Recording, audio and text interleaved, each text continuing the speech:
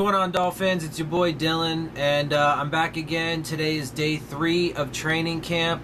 There's a lot of stuff going on. Unfortunately, since I don't live in South Florida and I can't go to the practices and stuff, I wish I could, but obviously I can't. So I'm gonna have mostly like tweets and just things that everybody else is saying. I'll have a couple articles, some interesting information, some stuff you guys need to know. So getting right into it, I have this article first of all from Dolphins Wire. Dolphins defensive tackle Jordan Phillips motivated in contract year. During his time with the Dolphins, Jordan Phillips has been a bit of an enigma. He has the talent to become one of the best defensive tackles in the league, but he hasn't consistently registered a full productive season. As he is entering the final year of his rookie contract, Phillips came to camp leaner as he changed his diet during the offseason. "If I don't do what I have to do this year, then okay, I'm going to be getting paid the minimum," Phillips said to reporters after practice on Saturday, "so I have to go do what I need to do to set up my family for life." Speaking of Phillips' family, his 16-month-old son Malik has been at training camp this summer. When talking about his son, Phillips said that changed his perspective. "It changes up everything," Phillips said. "I had him last year. You're not playing for yourself. When you come out here, you don't want anybody to be able to say anything to your son about you. You have to do what you have to do, keep everybody quiet, make everyone happy." Last season, Phillips recorded just 16 tackles and 2 sacks in 13 games, but according to Pro Football Focus, Phillips had the most productive stretch of his career late last year as he racked up 2 sacks, 16 total pressures, 3 batted passes, and 7 stops. With Ndamukong Suh now at the Rams, the Dolphins need Phillips to carry over his late season success and put together the best season of his career. "So far, through 2 days, he's done a good job," Dolphins head coach Adam Gase said. "I know when you're a bigger guy like he is, the way that we're running the football, it's one thing to do it in the spring. Now that the temperature is slightly up, when you're a big guy like that and you're running as much as he is, it's fatiguing. But he's doing a good job of embracing it because it's going to help him get in really good shape. Athletically, he does some things that you just don't see many people be able to do. For a guy that size, the way he moves, the way that his athleticism is really off the charts." Obviously we need to see a lot more from Jordan Phillips this year, but there are encouraging things, and hopefully, it's going to continue. He's going to continue to grow and become better. All right, so going ahead and getting into a lot of these tweets, I'm just gonna rattle stuff off here so that way you can. These were media personnel that were at the practices, so they were there seeing all the plays and stuff like that. So let me go ahead and get into that. Chris Perkins, T. Hill to Amendola, can't tell who was responsible for coverage. Kiko was trailing, but safety helped late. By the way, defensive back Jordan Lucas had first team snap there. Armando Salguero, Kenny Stills catches an out, turns upfield, fumbles. Bobby McCain recovered. Omar Kelly, fumble by Kenny Stills, recovered by Bobby McCain. Chris Perkins, D-tackle Gabe Wright with tackle for loss. This follows defense recovery fumble on reception. Nice coverage by linebacker Jerome Baker versus Gesicki on interception thrown to other side of the field. Minka Fitzpatrick blitz and forced Bryce Petty to throw the ball away. Good play, rookie. AJ Derby, nice block versus Wake on inside run. Diving breakup by Kiko on a pass in the flat to Gore is the highlight so far. Close second, bomb from Tannehill to Amendola. Alonso, sweet diving pass breakup versus Gore. Kiko having a nice day so far. Kiko Alonso with defensive gem, diving pass versus Gore. He's covering just fine on that play, thanks. Kiko Alonso breakup, a pass. Ryan Tannehill absolutely telegraphed. Jordan Phillips collapsed the pocket to create a sack on Tannehill. O-line collapses on him.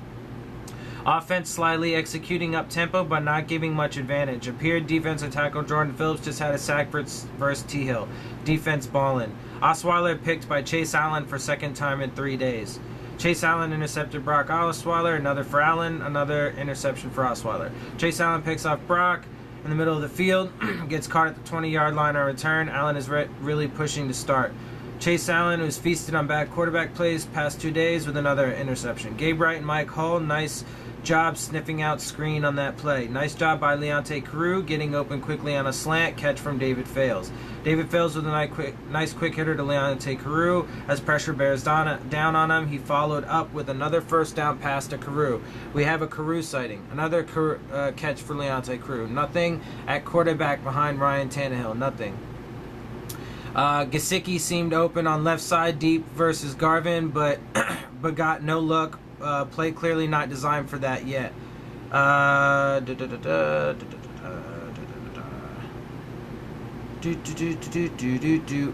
Okay, so here's an article from Joe Shad about today and practices today. The Miami Dolphins have begun their third training camp practice of the summer. One change, the Dolphins wore shoulder pads for the first time. Here's some of what we noticed. Wide receiver Isaiah Ford and center Jake Brendel were limited and out due to injury. Kenyon Drake, Danny Amendola, Jakeem Grant, and Albert Wilson were practicing on punt return. The Dolphins focused heavily on special teams on Saturday, devoting at least the first 50 minutes to it. Former undrafted rookie free agent Torrey McTyer was rotated in as first-team cornerback. Ryan Tannehill threaded a gorgeous long touchdown pass over the middle to Danny Amendola. Kiko Alonso had a nice diving pass breakup on a short out route intended for Frank Gore. Chase Allen intercepted Brock Osweiler, another interception for Allen, another for Osweiler. Leonte Carroo had a few catches. The quarterbacks, receivers, and defensive backs had one-on-one challenges. Mike Gesicki made a spectacular catch in the corner of the end zone against Minkah Fitzpatrick, but it was tough to tell if he stayed in bounds. Walt Aikens trounced Gesicki in a pass-blocking drill. Devontae Parker nearly hauled in a long touchdown pass from Ryan Tannehill, but couldn't hold on. Minkah Fitzpatrick is showing he can be an effective blitzer. Jakeem Grant made a spectacular diving catch from Brock Osweiler. Okay. Tight ends are showing up in one-on-ones. Escobar bodies up Rashad Jones for a touchdown, and then Gesicki does the same to Minkah. Mike Gesicki with a nice touchdown grab over Minkah Fitzpatrick during one-on-ones. Omar Kelly. Mike Gesicki's a long strider. He doesn't look like he's moving, but by the time he takes 4 steps, he's past you. Armando Salguero. Leonte Carroo just torched Tony Lippett. Carroo faked in and went out. Lippett bought fake and kept buying his pass complete. Omar Kelly. We just had one-on-ones with pads, which I've waited months for. Here's the report. Nobody can block TJ McDonald. Kenyon Drake won some and lost some. He got beat by Jerome Baker once. Omar. Sad news on Mike Gesicki during one-on-ones. He got roasted by every single defender he faced. Wasn't pretty. Walt Aikens took his lunch money twice. In fairness to Gesicki, Aikens is one of the toughest players on the team. Chris Perkins. 11-on-11, one-on-ones. Left cornerback Howard, right cornerback McTyer, tight ends Gray and Escobar. Omar Kelly. One more report from one-on-one drills. Chase Allen bosses up and looked good. Armando Salguero. Devontae Parker drops a bomb from Tannehill. Omar Kelly. Minkah Fitzpatrick just sacked Ryan Tannehill. Second team safeties are going versus the ones. Armando Salguero. Bomb from Brock Osweiler to Jakeem Grant. Kind of overthrown, but Grant is fast, so he makes up gap, dives, and catches the ball. A good pass would have been a touchdown. Omar Kelly, Brock Osweiler with a deep 40-yard pass to Jakeem Grant, who made a diving grab. Promised pressure from Charles Harris would have made it a sack play. Omar Kelly, Vincent Taylor with a tackle for loss. Gesicki should be in more of an Evan Ingram role. Asking him to block is wasting him. That was a tweet from Ian Kelly in response to an Omar Kelly tweet. Let's see. Dun, dun, dun, dun.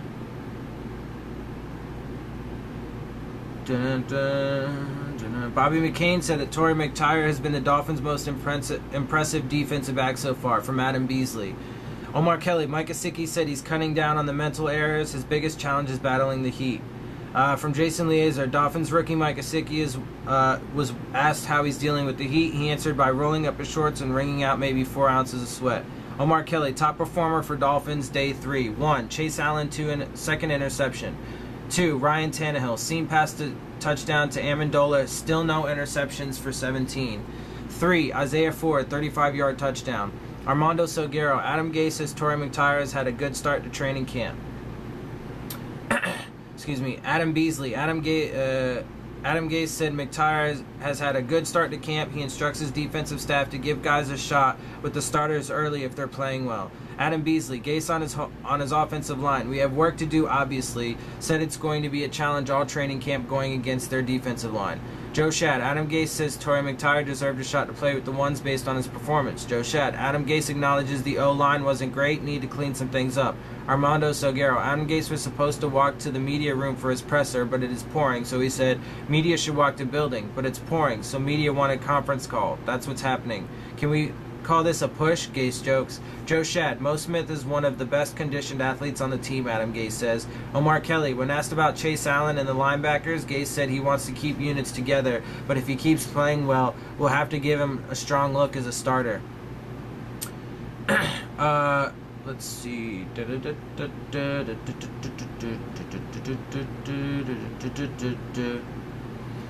Is there anything else? Oh, yeah, okay. So here's this article from the Finsider about Gesicki. This is kind of interesting. Dolphins are hoping Gesicki isn't Agnew 2.0. When former Miami Dolphins GM Jeff Ireland drafted tight end Michael Agnew in 2012, a lot of fans were understandably excited. Coming from the University of Missouri in the third round that year, Agnew was fast, svelte, and productive, notching nearly 1,300 yards and 8 touchdowns in his last 2 college seasons. He looked like a third-round steal when Ireland took him with the 78th overall pick, just 6 spots after selecting UM defensive end Olivier Vernon. Agnew would last only 2 seasons in Miami, however, when 2011 draftee Charles Clay had a career year in 13 with more than 750 receiving yards, his fate was all but sealed. The Dolphins cut him during training camp in 2014. After Miami waived him, Detroit, Jacksonville, Pittsburgh, and New Orleans all had him in camp over the next 2 years, but his NFL career was finished. His 2 seasons with the Dolphins yielded just 7 receptions for 69 yards. The aforementioned Clay would return for the 2014 season before signing an obscenely large contract with the Buffalo Bills the following year. Since losing Clay in free agency 3 years ago, the Dolphins haven't gotten much production from the tight end position, despite having signed Jordan Cameron and Julius Thomas in free agency. Perhaps no position has bedeviled the Dolphins in recent seasons more than tight end. They haven't been able to stop opposing teams' tight ends on defense, and they've gotten next to nothing from their own on offense. This is why Miami's front office spent a high second-round pick, 42nd overall, in Penn State's Mike Gesicki this year. Gesicki is similar in physical stature to Agnew, and their college stats and pre-draft workout numbers are comparable. Dolphin fans can only hope Gesicki has more success in Miami than Agnew did. One thing that should benefit him is that the Dolphins appear to have a much better team and receiving corps today than they did a few years ago. They still struggle at times in the red zone, however, and if Gesicki can post up smaller defensive backs and linebackers in the end zone the way he did in college, he'll earn his salary for the Dolphins. He didn't drop many passes with the Nittany Lions. Let's hope that trend continues. I think he will. You know, he's a tight end. He's learning a lot. He's a rookie. You know, he's having to be lined up all over the place. He is coming along a little slow, but, you know, give him some time. And I think that as the season goes on, as he gets more comfortable, makes less mental errors like he said he, you know, was cutting down on and stuff. I know he works hard. We all know he works hard. He fucking busts his ass. He'll get it, and he's going to be what we need him to be at tight end. But, yeah, so, I mean, there's been a lot of good stuff. Real quick before I go on, there's a little more. But, you know, I mean, shit, dude. Obviously, Danny Amendola and Ryan Tannehill have been connecting all off season, so, you know, it's expected that that Amendola is going to, you know, he's really looking like he's that security blanket in the slot like Jarvis was. So we're not really, I'm telling you, man, we're not going to lose a lot, you know, losing Jarvis going to Amendola. Albert Wilson's been doing great in fucking, you know, camp this year. He's going to, you know, be a huge factor. Jakeem Grant is doing fucking phenomenal in camp this year. He's going to be a huge factor. Our receiving core is going to be nasty. Our tight ends are going to they're all making each other better, and I think that core that we're going to have is going to be well-rounded, and they're going to produce. The backs are going to be nasty, man. I mean, it's just, at the end of the day, you know, I mean, it comes down to just, as always, the trench. You know, in the trenches and how our offensive and defensive lines play. But I think that, and it's, you know, it's also really great to see that our linebacker unit is, you know, really starting to gel, really starting to get comfortable, know the defense, you know, and you know, make plays. They've gotten interceptions. They've been all over the field, flying around, swarming to the ball. They've been doing it, getting it, and, you know, it's been really good to see. So, you know, obviously we need to see more and more and more of that. And frankly, you know, at the end of the day, we aren't really going to know what we have until we start playing games. You know, and the preseason, obviously there's a game this upcoming week, the Hall of Fame game, the Bears and the Ravens. But for us, you know, it doesn't start until the following week, but, you know, against the Tampa Bay Bucks. But, I mean, it's right around the corner. So, you know, we're going to keep talking about how everybody's doing. You know, they're actually starting to put on pads now, so we're getting to see more and more and more. But, we won't know until we get, these guys on the field, and they start, playing. So there is, obviously this is a lot of conjecture, a lot of speculation, because there's a lot we just don't know yet. But it's coming. It's coming real soon. And personally, I'm super optimistic about it. Like, I have real no worries. I think that we're going to be super competitive. And so far throughout practices, some days the defense has won, some days the offense has won. And it seems like they're being really competitive. And they're working really well together. They're feeding off each other. They're growing. They're gelling. And I'm super excited for how this all turns out. And I can't wait for live action football, bullets flying, these guys doing their thing. They're out there smashing, having a good time. And, I can't wait to see the product on the field.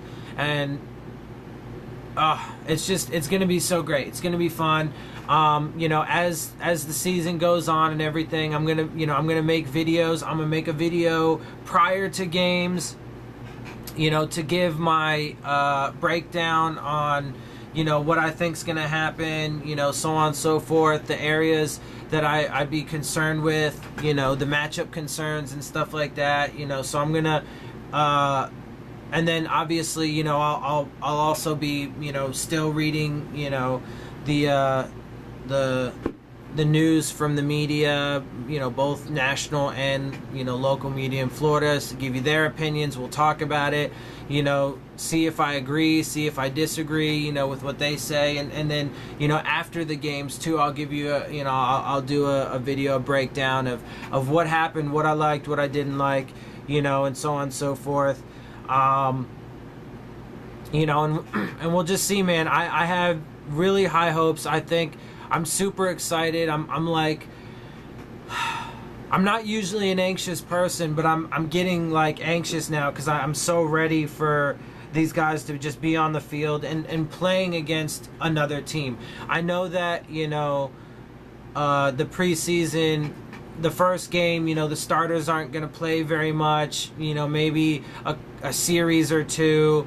And then the second game they play a little more. Game 3 is the dress rehearsal, and then starters probably won't play at all, in preseason game 4, which for me, I'm looking forward to all of them because I want to see how the entire roster shakes out, and I want to see the, those guys on the back end play and see what kind of gems we have, what kind of potential we have, and see how our depth is going to be. Because that is going to be important. I mean, hopefully this year we can avoid major injuries, and so far so good. But, injuries are going to happen. People are going to get nicked up. I mean, especially once we start getting into the season, and now people are trying to, rip each other's heads off and, get to the real business of it. But, regardless, depth is always going to be tested at various points, and we need to be able to hold up there because that's always been one of our downfalls in the past. And hopefully this year we're going to be a lot cleaner, less penalties and shit like that. Real quick, I got another article from the Palm Beach Post. Miami Dolphins rookie Kalen Ballage has huge upside, sometimes brain freezes up. Kalen Ballage looks like a Greek god, and so sometimes it's easy to forget that when you're a rookie, the NFL playbook can seem like it's written in Greek. Every once in a while, we'll have a slight misstep here and there where his brain freezes up, Coach Adam Gase said Saturday. That's what happens with the rookies sometimes, but we'll keep pushing him along. There are probably going to be a few moments of the preseason when Ballage looks so fast and so strong and so explosive that some will begin to wonder how he can be worked into the game more often. It's easy to forget that any running back on the field behind Ryan Tannehill has the primary and ultimate responsibility to not miss a block that gets Tannehill rocked. And thus, it is blocking, Ballage said, that he is most focused on this summer and this preseason. Being able to protect the quarterback at this level is the most important thing, Ballage said. I have to get that down. I have all the capability of being a good pass blocker. It's just putting it all together. The Dolphins figure to split carries between Kenyon Drake and Frank Gore, with Drake carrying the larger load. But in case of injury, Ballage knows he'll need to be ready to know what to do. Just learning the playbook, Ballage said. The coaches understand it's big, it's extensive, it's detailed. You're going to make little mistakes here and there. I'm just trying to limit those mistakes as much as possible. One adjustment Balazs has had to make from college is a training camp schedule of 6 a.m. to 8 p.m., where his focus is all football. More attention to detail at every position, he said of the NFL. Balazs figures to get plenty of reps in the preseason, as Gore won't require many full-speed carries due to his veteran status. Balazs will also need to show he can be a trusted special teams contributor. We want to get him to the point where he can play as fast as possible, Gase said. We don't want him overthinking things. We want to be able to use his skill set to the team's advantage and put him in great position. It really starts with his knowledge on the offense, because at that position there are a lot of moving parts. Yeah, see, here's the thing. I mean, I've said that for a while now, that Balazs is going to get more and more as the year goes on. Balazs doesn't have to be in there because Drake and Gore are ahead of him. There are two extremely capable running backs that are going to take the responsibility of the run game, and obviously a lot in the pass game, blocking, all that stuff, and they're going to do it, and they're going to do it at a high level. Now, hopefully neither of them get hurt, and that it's just that Balazs gets more and more comfortable, and then they just work him in and start getting him groomed, for taking over maybe next year if Frank wants to retire, or in another year if Frank, whatever. Because, I ultimately think it's going to be KD and Balazs as the 1-2 punch back there. But he's got those. Gesicki, on the other hand, has a little more pressure because we haven't had quality tight end play for quite some time, and that's concerning. So and obviously he was a higher round draft choice, but so he's got a lot more pressure. Balazs can come along slowly, and that's not really that big a deal. He does need to contribute on special teams, though, obviously. Let's see real quick. I'm just checking Dolphins.com. By the way, a lot of that was on, I get a lot of my news and stuff from the Bleacher Report app. You definitely should check it out if you don't have it. It's great. Get everything you need, location. You can get sports news on any sport, any team, all that stuff, whatever teams you like.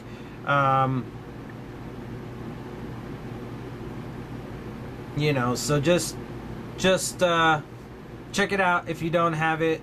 That's where I get most of my stuff. It looks like we do have, perhaps, unless it doesn't open it. It looks like there is an article, possibly, but it keeps shutting down my app, so there's something wrong with it. Okay, well, anywho, yeah, look, at the end of the day, we're all just waiting for this season, man. We as Dolphin fans, we've been struggling, we've been hurting for a while now. It's, since Sperano that we won the division. We went to the playoffs in 2016, and we have all this hope for Adam Gase and the team that we built, and so on and so forth. And we all. I think I can speak clearly, or speak for all Dolphins fans when I say that, we desperately want to see our team back to, the level of prominence that it's been at in the past, and that we know it can be. And, so we're all just anxiously awaiting the season to start, and, real games and results and so on and so forth. But I gotta say, there is a lot of optimism, and there's a lot of just... There's a ton of data to suggest that this team is going to excel. I know that national media, but a lot of those people are ignorant. They don't know what they're talking about, and they don't really follow the team, blah, blah, blah, blah, blah, right? So, but there's a lot of data to suggest that this team is going to vastly exceed expectations, and perform at an extremely high level. In my personal opinion, I think this is the best team, most well-rounded team that we've ever put together. I think, well, not ever, obviously, not in history, but in a long time, certainly in my lifetime, since I've been a Dolphins fan over the past couple decades, and I think it's going to be an extreme joy to watch and be a part of. And I think this really is the start of, the next big, great football dynasty, and that's going to be us, the Dolphins. And, it's super exciting, man. I mean, everything from the offensive line to the receivers to the tight ends, the running backs, the quarterback, everything, right, on offense. And then the D tackles and the D ends and the linebackers and the cornerbacks and safeties. I just think we're super well rounded. We have tons of versatility and athleticism and talent. People think that we don't have shit for talent because we got rid of a couple really big names and we don't have any more, superstar household name kind of star power. And frankly, people like Rashad Jones and even, Cam Wake, I mean, he gets some respect. He was only our only top 100 player this year at number 74. But even, him, like, a lot of our players get snubbed, because we're not winning, and because we're in a division with the Patriots where they just fucking rule everything. But I truly believe that this year is going to be the year that all of that changes. I do truly believe that in week 4, when we go to Foxborough, we are going to upset the Patriots. We are going to shock and stun the entire world. I think we're going to go into that game 3-0. We're going to be 3-0 to start the year. We are going to go into that game. We are going to defeat the Patriots in Foxborough, which we haven't done since, I think, 2008, when we unleashed the Wildcat on them. And I think Adam Gase is going to do some shit, man, and he's going to out-battle Bill Belichick especially because they're going to have a new defensive coordinator. They're not going to fucking... their defense has lost a lot of people. It wasn't, all that great last year. So I think we're going to go in, we're going to stun the league. We'll be 4-0 to start. We're going to beat them in Foxborough. If we beat them in Foxborough, we're definitely going to beat them in Miami when they come to see us. And I think we're going to sweep the other two. So I really think that we're going to go fucking 6-0 within the division. We're going to be at least 12-4 overall record. At least. There's a couple games in there that could go either way. Bengals, Packers, a couple games that could go either way.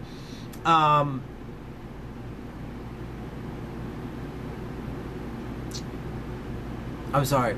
I lost my train. Anyway, okay, I got it. I lost my train of thought there for a second. But we're going to at least go 12-4, give or take, or, with one of those losses could be a win. Or whatever. At least 12-4. We're going to win the division. We're going to go 6-0 within the division, 12-4 at least, which means we're going to win the division. We're going to be AFC East champions. Okay?